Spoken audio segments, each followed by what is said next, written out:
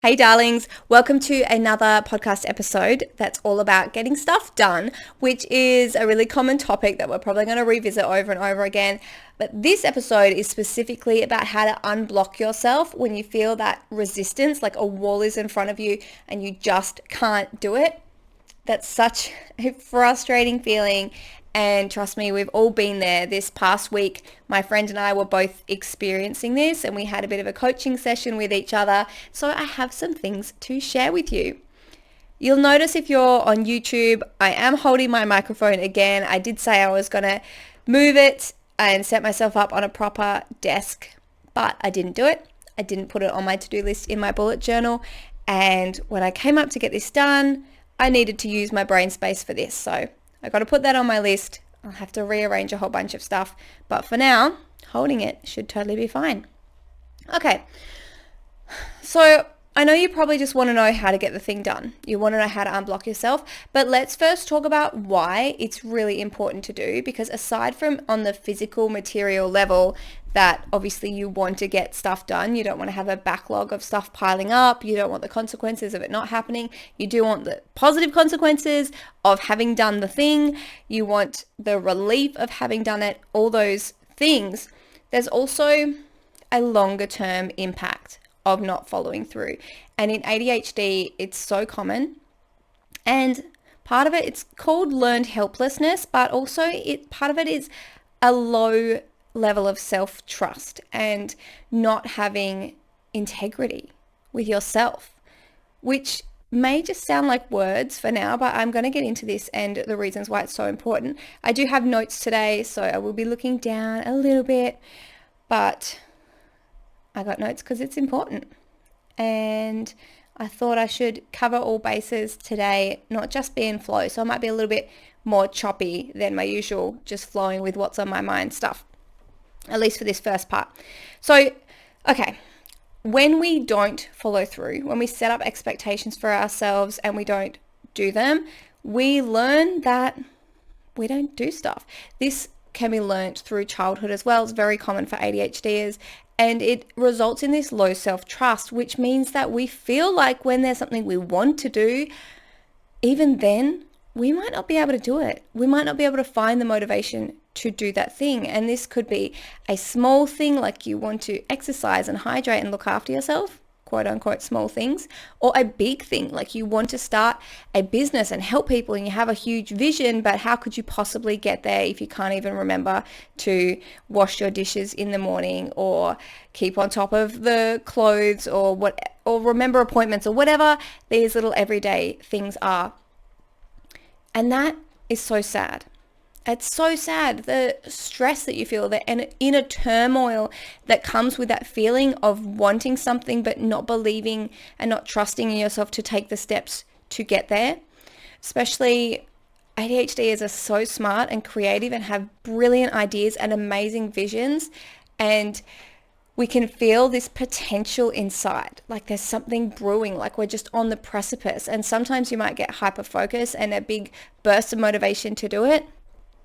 But then when you don't have that, it's so frustrating. You might feel resistance. You might feel unable to do it. You might feel completely unmotivated and lethargic and like nothing's happening at all.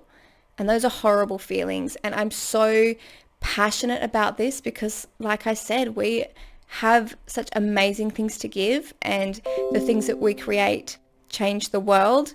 So I just believe that everything, all these things that are locked inside need to come to fruition. And it's just these things that hold us back, our mindset that holds us back, our beliefs that hold us back, these blocks that we have with our emotions and our energy and our focus that stop it from happening.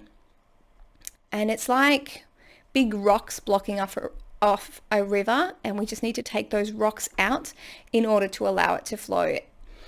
And that can seem impossible sometimes, but I'm going to give you some strategies today to help with that. So every time you say to yourself, I'm going to do a thing, and then you don't do it, you are strengthening that neural link and that belief that oh, I say I'm going to do things and then I don't follow through with them. And that's not a great belief to have. It's not an empowering belief, because when you go in future to do something, that belief's going to pop up and it will distract you. It will bring your vibes down. It will lower your belief in yourself. It will give you excuses not to move forward. It will make you stop before you even get going and all sorts of things. So that belief is really unhelpful. And when I talk about neurological wiring, I'm a huge believer in not just trying to do the positive thing, but just, first of all, stopping doing the negative thing. Because as long as you aren't doing the negative thing, you aren't strengthening that little road in your brain, that little neurological wiring. And when you're not strengthening it, it either stays neutral or it starts to fade away. I'm going to turn that on quiet. And that is so powerful. Just not doing the bad habit is so powerful, and it is making so much progress. When you are creating a new positive habit, it takes effort and breaking those old habits, because you're literally changing how the energy is moving through your brain. This is why it feels difficult, because when you are taking a pathway that isn't as formed, the energy has to kind of slow down and squeeze through this less formed neural pathway. And that's hard. The energy just wants to zip through these already formed pathways, just like it's a highway. Now there's a plane outside. Oh, there's 5, 6 planes. Very cool. I'm just going to pause this for just a second, just to be ADHD about it. Okay, so ADHDers might be a little bit distractible, but also spontaneous. I saw those planes and I just wanted to tell my kids who are downstairs that they could go and see them. They're the planes that fly in formation. That's fun. That's exciting. That brings joy to your life. So why not? And I'm sure you guys were happy to bear with me there for half a second. And now, 10 seconds while I explained it. But that's a little side note. Enjoy your life. Okay. Yeah. So let's break those neurological links. I've got a few tips coming up on how to do that. All right. But first, I want to talk about when you don't follow through. When you don't follow through, don't beat yourself up about it, because if you do, again, you're creating these habits and neural links, and it will make you not want to set goals and expectations for yourself in the first place. If after you try, or after you at least try in the sense of hoping and planning, you then are mean to yourself, beat yourself up about it, feel guilty about it, you're not going to want to do that again in future. And I want you to think about yourself as a friend. You wouldn't berate a friend for wanting to do something and not following through. So please be kind to yourself and have compassion. Learning to have this self-trust, and not just self-trust, but another word is to rely on yourself and believe in yourself that you can do these things. It's so important, because like if you're thinking about that friend, if a friend is unreliable, you won't ask them to do things. You're not going to ask a friend to, I love this saying, like the word try. If you ask someone to pick you up at the airport and they say, I'll try, you're going to get a different friend to do it. Same thing when you're talking to yourself about following through with these things. You might have an idea and a plan and then think to yourself, well, I'm not very reliable, so I can't rely on myself. I can't follow through with this plan. I can't take action. I can't even try. And you will very soon create self-sabotage and not do the thing. And again, that's sad, because our life operates on doing the thing, and living a really good life operates on doing bigger things and going outside our comfort zone in order to do them. So I'm going to give you those strategies soon on how to develop this self-reliability. So don't beat yourself up, and do find the balance between holding yourself accountable. But I believe in having so much self-compassion and curiosity and just learning from your experiences. I was going to say I don't beat myself up, but I don't consciously do it. I do feel down on myself sometimes when I don't follow through with the things that I wanted, and then I start to wonder, well, what worked, what didn't, what can I do differently next time? So even if you feel those down emotions, try and bring it back up through to that curiosity, because that's how you learn and grow and develop and change in future. So do hold yourself accountable, but I'm going to tell you in a minute what things you need to stop doing, because, okay, the first thing I need you to do is to have realistic expectations of yourself. ADHDers can be very all or nothing, like, I want to do this 1,000 tasks at once, or I don't think I can do any at all. It's too much. It is too much. And I've noticed that we seem to go through this cycle where we can simplify things down, and then we have all our brilliant ideas, and then it recomplicates things. So you might notice yourself going through that cycle, and that's okay. Just notice and always come back to simplicity, because simplicity is where it's at, and that's how we're going to get stuff done. Like way simple. Even if you feel like, here's an example. I think I shared it on the podcast before. People are saying, just set 3 goals a year. Set 3 goals and then you'll be able to achieve them, because there's enough brain space for that. This year I simplified that and I said, no, I want to continue my good habits like my exercise, but I don't want that to be a goal because it takes up brain space. And then I'm chasing these multiple rabbits at once. I need one goal. One. Just one goal.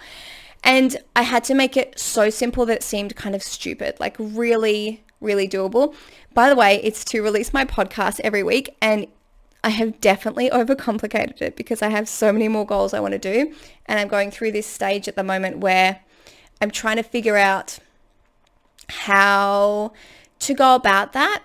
And I had this wall this week of feeling stuck and not doing the things I wanted to do. And then I remembered my goal was just to do the podcast weekly and just to connect with people and grow an audience and share my thoughts and share who I am so you can get to know me and share my stories. And there are so many benefits from that. And sorry, those planes. So I let myself off the hook. I'm holding myself accountable for the one goal that I set. And those other things, I just have to put them to the side. And when and if I have energy to do them, I can do them, and I will make plans in a way that suits me. But I really overcomplicated it for a minute there. Make your expectations realistic. If you have a to-do list on your everyday list and it's like 20 things and you are constantly not ticking all those things off, you are creating those neural links, those expectations for yourself, and that belief and that habit that you don't complete your to-do list in a day. And it's definitely fine and definitely encouraged to write down all the things you need to do, but have a master to-do list and don't put that on your daily list. Do not do that. This is where you can have your 3 things you want to get done in a day, but the 3 things are super simple. Super simple. Let me think. What's an example for me? If I want to do homeschooling curriculum with my kids, that has to count as one. If I want to do a big project like fixing something up in the house that needed to get done, that's one. If I want to record this podcast, that's one. I can't give myself 10,000 things to do. I can write down the things I need to get done daily around the house, and I do have a really cool app. Maybe I'll show you. I love this app. It's on Android, and there's probably something, my phone's so dirty. I do clean it regularly. But those are all my things to do every day. There's like a gazillion on there, but there are ones that I have to get done. That's all my exercise. So I do exercise in the morning, and there's a bunch of things on that list, but that just counts as the block exercise. When I'm cleaning up my kitchen, I'll take the bins out. But I did actually write that on my whiteboard list of things to do, but that's not one of my goals for the day. So be a little bit discerning, but anything that's going to take that mental effort, that motivation, that willpower to get done has to count as one of your 3 things. And I would even go so far as, especially if you are in the habit of having a to-do list that you don't get done, you don't need to have 3 things every day. You could have 1 thing you need to get done. If it's a big thing you're putting off, like call and make an appointment or respond to an email that you have resistance over doing, Do one of those things a week. Just make it so small that you will get it done. If these are things that are out of the ordinary and have to fit into your routine, just do one. Just do one. The next thing, let me just check if it's the next thing. Okay, no, hang on. Okay, sorry. If it's overwhelming as well, you're not going to do it. So I find if it's any more than 3, I'm just going to feel kind of swamped and I won't know where to start and I'm less likely to get them done. So this is another reason why just having those really small amounts so it's clear, so you know your plan for the day. You can call them I heard someone call them your most important things. There's a book called The One Thing, and they talk about getting that one most important thing done first. And I really encourage that because we have limited energy, we have limited brain space, we have limited focus, we have limited emotional capacity to do things that are difficult. So just keep it really minimal. Yeah, okay. And regardless of whether or not it seems like enough, if you say, oh, theoretically, like most people can get more done like this, most people can work a 9 to 5 job and do this and that and do these hobbies on the side and blah, blah, blah. And, oh, I can get them done when I'm hyperactive and feeling like an Energizer bunny, or when I'm hyper focused, I can write a whole book in a night. I can do it. That's not our regular expectation. You have to be so realistic and get stupidly simple about it so that it would be like ridiculous and laughable and obvious. Like, oh, obviously I'm going to get that done. Something as simple as like getting dressed in the morning. Like, oh, duh, like I can do that. Make it that simple, and it needs to be specific. It needs to be really specific, because when I say to myself, work on my slides, I'm like, oh, working on the slides seems so ugh. But when I have it really specific, like add the information on communication to the next module of slides, then I'm like, okay, that's a small job, but work on the slides is vague, or finish slide decks, that's a big job. So it's about being really, really specific. And one of my mentors and coaches on a recent podcast talked about an example of a task would be in a business would be to post on Instagram. And he said, actually, that's not one task, that's 2 tasks. Someone has to write the caption, another person has to post it. It could be the same person, but that's 2 tasks. And I think we often don't realize that we're doing multiple tasks in one task. And in a business or in a workplace, those things might actually be broken up over different people over a certain amount of time. Definitely in a list, have it clarified. And lists are so great for ADHDers because when you tick it off, you get a little hit of dopamine. So it will make it seem easier to start with. It will seem more achievable. You'll feel more motivated to do it because it won't feel so overwhelming. It will take less time and you'll get that little hit of dopamine like, oh, I did that. So clarity is really important. Now, I want to teach you about the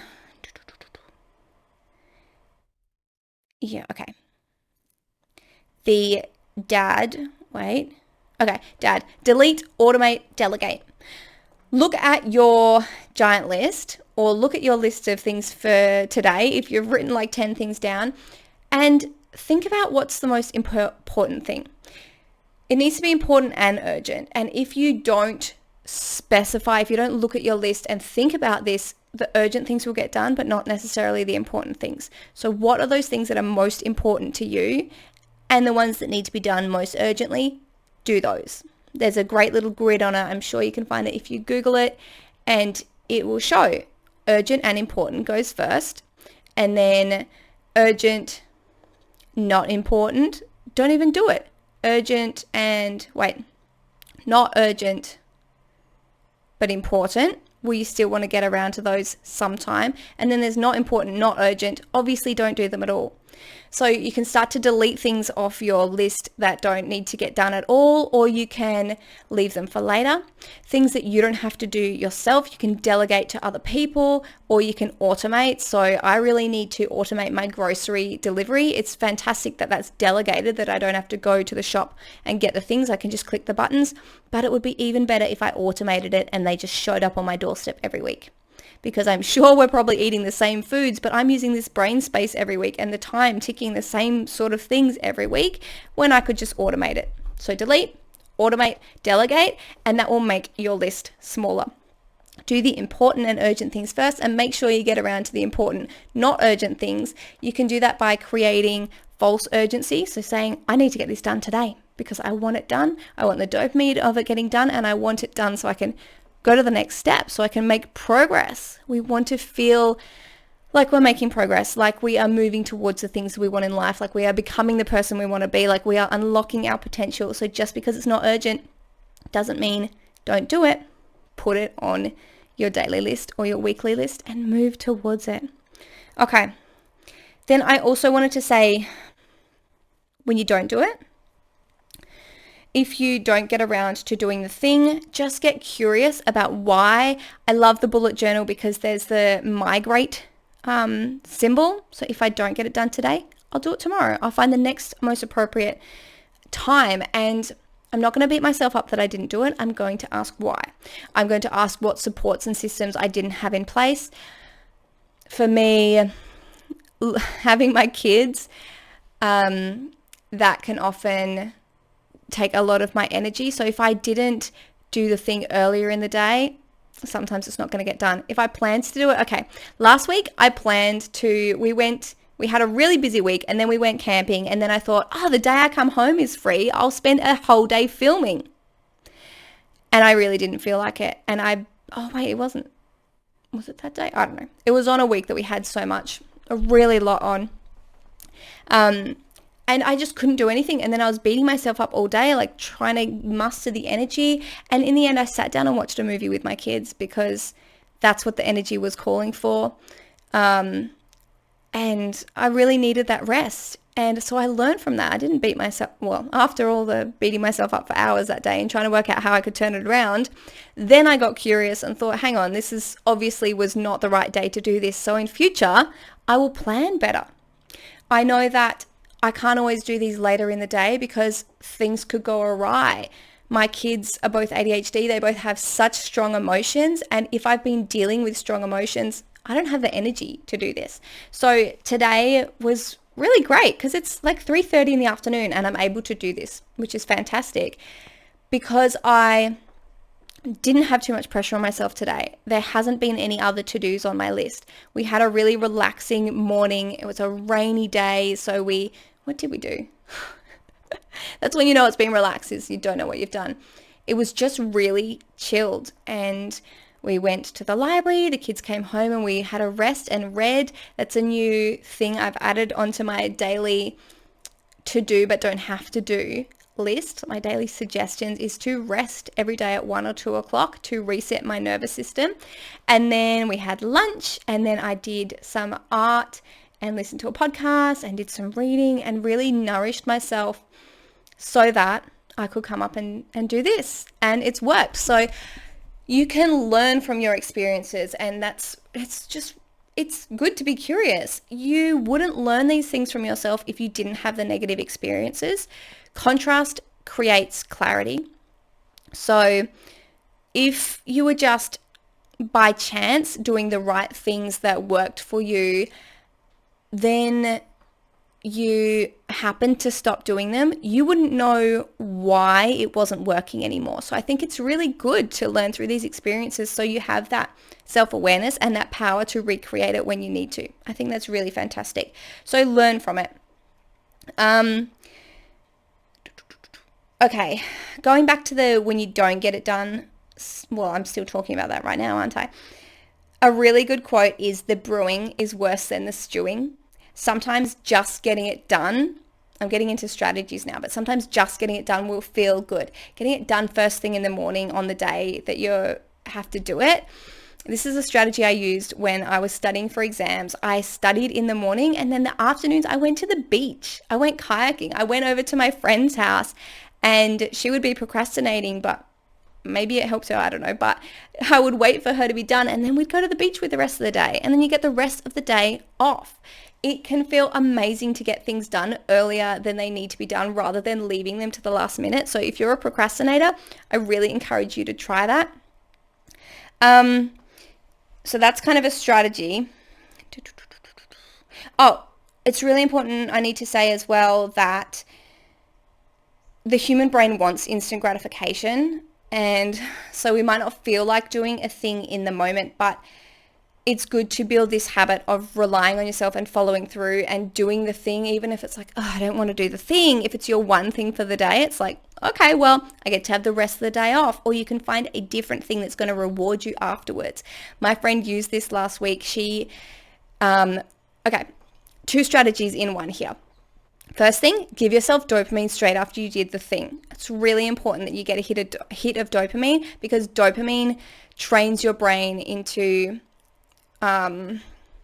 it tells your brain, hey, we want to do this again in future because we got dopamine. So every time you get a dopamine hit, you're going to want to do the thing. Okay? So give yourself a hit of dopamine. Afterwards, it could be doing something you really love. It could be, I guess, a food reward. It could be something that's really like a luxury for you, like having a bubble bath or lying in bed and reading at midday. Or for my friend, okay, hang on, I got to get to the other strategy. Sorry, I'm a bit all over the place, as to be expected. The other strategy is to make sure your dopamine is fueled first, because if you don't have dopamine, you might feel lethargic and like you don't want to do the thing. Sometimes when we feel tired, we feel like we don't want to do it, that's because our dopamine's low, or our energy's low, our other hormones are low. This is why I exercise in the morning, because it gets the energy going, it gets endorphins going, it gets me feeling motivated. So you could do something like that that's like aligns you. You could do meditation. You can give yourself a treat, like I have a chocolate protein milk drink, whatever. And this morning I had that in a chocolate smoothie, which was delicious and healthy. So it can be something like that, or you can fuel yourself up. Like my friend, this was really clever. She decided to go and look on YouTube at the videos she wanted to watch. And by looking at them, that got her feeling really excited and motivated. And she told herself she would get to watch those videos after she did her task. And it worked. So she fueled her cup. She gave herself a reason to get motivated and get it done. And she got the dopamine afterwards.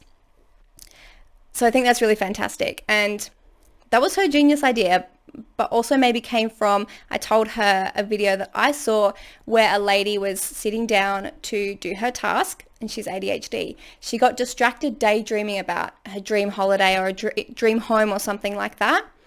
But she wasn't just getting distracted. By thinking about that, she got dopamine. And then because her brain was getting fueled up with dopamine, she could come back to her task and do the task because she was feeling good. She was feeling motivated. So fuel yourself up first and reward yourself afterwards. Another little twist of this is kind of saying to yourself, okay, I'm not allowed to do X, Y, Z until afterwards. And I think Jen Sincero talked about this in one of her books too. Something that you really love to do and that is pleasurable and enjoyable to you, tell yourself, I'm not allowed to do it until afterwards. Not allowed to. So after my friend did this, I did this myself as well. What did I do? Yeah, I said, okay, I'm going to get the thing done and then I'm going to work on my slides. That's what I did, is worked on the slides. Was not specific enough, but I said to myself, okay, I'm going to work on these slides for like half hour or an hour or whatever it is. And then I'm going to watch a movie with my kids and just switch off for the rest of the weekend. Friday afternoon, whole weekend, job done. Just, that'll be it. I think I did that. Anyway, the rest of the day is fine too. But that was a good motivator for me because of this quote that the stewing is worse than the stewing is worse than the doing. It is so true. And so many of us spend like every day thinking about this task, that we're not getting done, or thinking about our business and feeling like we have to be thinking about it, otherwise we're never going to do anything in it. I mean, that's kind of that's a really interesting thing to talk about as well. But that's actually work. Having work on the brain but not getting anything done, it's working. It's taking our energy and our executive functioning just to think about it. And that's depleting to never have a rest from that. And you're not even getting the thing done. So it's really good just to do it, whether it be work or be a small task. The stewing is worse than, I always got to say the stewing is worse than the brewing. The stewing is worse than the doing. If you can just get it done, it's going to be great. It's going to be great. And then give yourself credit for what you've done. Before I was saying don't beat yourself up for the things you don't get done, but also you really need to encourage yourself and pump yourself up for the things that you do, even if it's a little thing. There's another hack that I can share which helps with this self-trust and self-reliability. It's really clever. It's just to narrate the things that you're doing. So I'm sitting on a chair. I'm holding my microphone. And that teaches your brain that the things that you say you're going to do, you do. You can say it while you're making your breakfast. I'm pouring the milk. I'm having a glass of water. This is also fantastic for manifesting, because then when you start saying I ams, you have this self-trust. Isn't that cool? Just a side of the ADHD, you need self-trust and self-belief to believe in manifesting. So it's really worth working on, because then when I say I'm going to have a glass of water, I'm having a glass of water. I am running my dream business. I am living in my dream home. I'm driving my dream car. You know, your brain and your energy knows that those I ams are real for you. They happen for you. I'm walking down my hallway. I am wearing my pink top. I am driving in the car. It may sound silly, but it is building that belief in your brain. Isn't that so clever? This is totally to the side of ADHD, but another manifesting hack is to pick something up and say that it's the thing that you're picking up. This is my dream house. I have it. And have that feeling, and you are linking, this is a neurological energetic link for yourself, the motion of having it.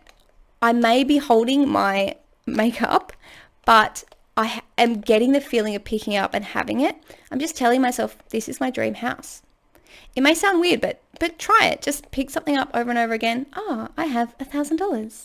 Oh, look at this $1,000. And just like you're a little girl playing with toys in the bedroom, like little horses, you pretend that it's real. Just pretend that it's real. Little hack for you. But those I ams, really important, not just for manifesting, but back to ADHD. And give yourself the credit for things that did work. That's what I was talking about before then. Because yeah, too often, like with other people, we'll forgive them for things that didn't work and then really encourage them and pump them up for things that did work. But for us, it's the reverse. Like, oh, I did a terrible job with that. But, oh, it was nothing when you did something good. No, switch it up. Really celebrate everything that you did, that you do in your life. If it was difficult in any way for you, like, oh, I got to that thing on time. Wow, that's amazing for me. Oh, I learnt a new thing on guitar. I practiced that thing today. I did the thing I said I was going to do. That is amazing. And I'm sure if you share this with your friends, or if you're part of a really positive community, they will pump you up on this too and celebrate whatever it is that was maybe a little challenge for you. Maybe it's easy for other people, whatever. Who cares about other people? It's amazing for you to go through that growth and to just do the thing. Anyway, I think I've actually covered everything I wanted to cover. So let me try and wrap it up a little bit for you. You know what? You guys probably have ADHD brains, so I'm sure you followed all of that. It's just me feeling like I'm all over the place, which is funny. I saw a cartoon. Hang on. Here I go going all over the place. But I saw a great cartoon the other day about ADHD conversations and how they go all over the place, and at the end they end in an apology. It's funny that I just did that. I'm sure you guys absolutely understand. We talked about okay, We talked about not beating ourselves up when we don't get stuff done. We talked about the importance of developing that integrity and that self-trust, because it just feels really crappy when you don't do that and you don't get to physically get the stuff done and you don't get to move towards your dreams, and then you feel like you've got your potential locked inside and it's blah. We don't want that. We want to be unleashing our potential and moving consistently towards our dreams, because that's what life's all about. We talked about compassion and being curious when we don't get the thing done. Why? What happened? How can we do it in future? We talked about having realistic expectations and the DAD, delete, automate, delegate system, having just the one thing or the 3 things for your day, or if it's a big thing, 1 a week, whatever suits you, and breaking it down into really clear, tiny, ridiculous steps that are like, oh, obviously I'm going to do that. Like, I use the example of putting your clothes on in the morning. If that's difficult for you, use the example of like, oh, obviously I go to the loo when I need to. Like, it just happens. I just do it. Obviously I eat when I'm hungry. Obviously I breathe. I know you're all breathing. That's one thing I know you definitely do. And we talked about the I am, saying I am doing the thing, I am having my glass of water, I am holding my microphone, I am doing my dishes before I cook my dinner, I'm doing the thing, and building up that self-trust, because that's how you're going to get, firstly, positive neurological wiring that's going to help you do these things in future. It's funny that people think they can just willpower their way to doing things. No, you've got these underlying systems. Work on your neurological wiring, and then when this is there, when you trust yourself and naturally do the thing that you say you're going to do, you won't have to think about it. You won't have to push through and use willpower. Sometimes it might be a difficult thing, but you will trust yourself that you are going to get it done regardless. And you won't beat yourself up if it doesn't happen today, because you know you can do it tomorrow. You will have the understanding of how you operate. You will have understanding of what sometimes goes wrong and what sometimes goes right, and you'll be able to do it. I believe in you, and I'm so excited for you. And you can remember that other strategy of rewarding yourself before and after to make sure your dopamine is fueled up, getting it done early in the day so you get the rest of the day off, and really pumping yourself up when it's done, because, oh my God, it's awesome that you did it. You're going to feel fantastic when you did it, when you've done it. The stewing is way worse than the doing. So just sit down. Hang on, one more strategy, bonus strategy for you. Pomodoro technique can be helpful. I was speaking to my friend about this. She said she hates timers. Just, and my kid's actually the same. So when she said that, made me realize maybe it's not just, well, I guess it is stress and anxiety. I know a few kids who really hate timers, but if you are not someone who hates timers and feels like they're a big, bad guy looming over you, you can use them and say, look, I'm going to sit down for 25 minutes and I'm going to work on this task. I'm going to do as much as I can. And then once that's done, I'm going to give myself a break. If I sit down and I can't get anything done, I will have self-compassion. I'll try again next time. Or maybe I'll go and have a walk or fuel my dopamine in some way so I can come back and sit down and do it again. And that ties in a little bit to my other episode about building momentum rather than using motivation. You can watch that one if you want to. But that's the Pomodoro technique. It's 25 minutes. You can set a longer timer if you want, but the aim is to make it small and achievable and not daunting. Anyone can sit down and do something for 25 minutes, surely. You can try at least. If you hate timers, don't do it with a timer. Just say, okay, I'm going to sit down for a short amount of time. I don't know how people who don't use timers do it, but I'm sure you've got a way. You can still use this technique. Just don't use the timer, whatever. Sit down and do a small amount. Sit down and challenge. Okay, oh my God, this podcast is going long, but okay, listen to my last podcast. I think it was the last one about the 5 motivators for ADHD: interest, novelty, challenge, urgency, and passion, because you can also use them with these strategies in getting stuff done.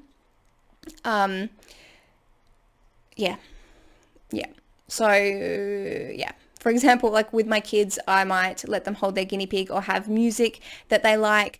The way I get my treadmill exercise done in the morning is I pair it with EFT or listening to a podcast because that really motivates me.